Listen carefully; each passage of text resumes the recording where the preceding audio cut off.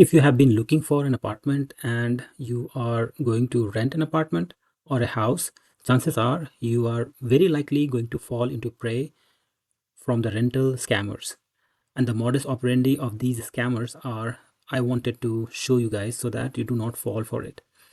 There are certain red flags that you need to be aware of. And the first red flag is where exactly you look for these apartments on the listing. So if you have looked for these apartments on Zillow or Trulia or any other independent sites, chances are they are being listed by scammers. Because if it is listed through the MLS, you will see the MLS number or the picture of the MLS where the listing has came from. But even that, they can spoof that kind of details into the listing.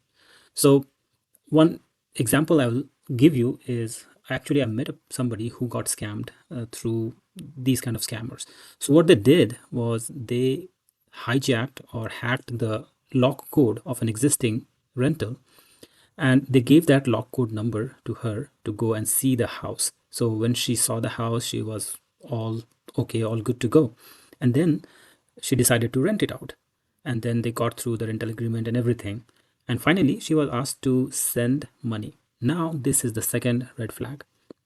In this red flag, you need to be very much aware that the money transfer, if it is like a wire transfer or a Zelle transfer or anything other than cashier's check or money order, then the chances are you're not going to get it back.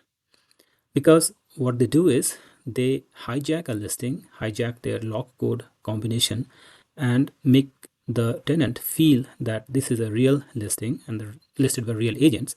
But somehow, once they get the money, the tenant actually moved into the house, and she got to know 2 3 days later when the actual owner came up and told her that she is not supposed to be there. But somehow she was lucky that she was able to get her money back. But in most cases, people lose their money, and that is not a small amount. Like she paid about $5,300, and she was very, very lucky that she was able to get it back through her bank.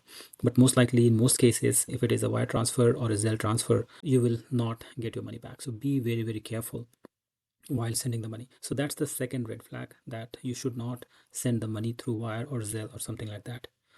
The third red flag I would say is to make sure that whenever you are going to see a house or visit a property, have somebody physically be there so that you can talk to a real person. Most likely, if the scammer, they are operating outside the country, so they will not be here, or maybe not in the same place. It could be local also, but most likely the scammers are outside the region where you are getting scammed.